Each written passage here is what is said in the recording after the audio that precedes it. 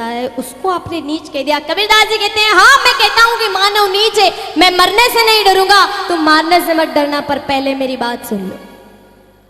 कबीरदास जी ने कहा मैं बता सकता हूं कि मानव अपने कर्मों से किस प्रकार नीच है। उदाहरण दिया, ध्यान से सुनना मेरी बात, हजारों लाखों करोड़ों रुपए की बात फोकट में बता के जा रही, ध्यान से सुन लेना। इसका कोई मैं दाम नहीं ले रही हूं, कोई दाम नहीं है, और दाम लग जाता ना तो आज जैसे मंत्री साहब बैठे हैं वहीं मैं बैठी होती। क्या बात है।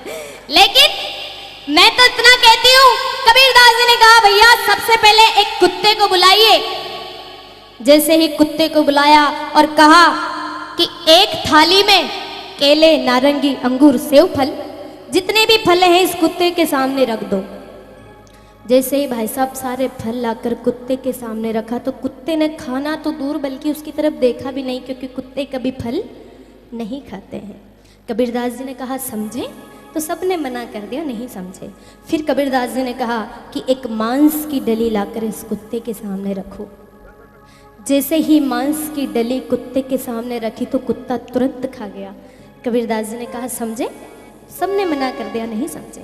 तो कबीरदास जी महाराज कहते हैं कि जाओ, जब गांव में मंदिरों में संध्या के समय आरती होती है, झालरें बजती है, तब ये कुत्ते जोर जोर से चीखते हैं, चिल्लाते हैं। ये कुत्ते जोर जोर से चीखते हैं, चिल्लाते हैं, भगवान से हाथ जोड़ करके प्रार्थना करते हैं कि हे भगवान इन मनुष्यों को तो कुत्ता बनाकर हम कुत्तों को मनुष्य बना दे, क्योंकि इन मनुष्यों का तो भोजन हमने शुरू नहीं करा, पर मनुष्यों ने हमारा भोजन शुरू कर दिया। इसलिए कबीरदास जी महाराज ने मनुष्य को नीच कहा। मानव नीच नहीं, बल्कि मानव अपने कर्मों से नीच हो गया। भगवान ने खाने पीने के लिए दुनिया भर की चीजें बनाई, लेकिन भगवान कहता है मैंने तेरे लिए काजू बादाम दुनिया की चीजें बनाई, तू नहीं खाए तो मैं क्या करूं, और नाली में गिर जाए तो फिर। भगवान शंकर के नाम पर लोग भांग पीते हैं। अरे मैं कहती हूं कि भगवान कृष्ण ने जो किया वो करके तो दिखा। मेरे भगवान कहते हैं कि एक बार मेरे नाम का खर्च करके तो देख, कुबेर के भंडार नहीं भर दूं तो कहना, और एक बार मेरी तरफ कदम बढ़ा कर तो देख, खुद को अपने गले नहीं लगा लूं तो कह देना।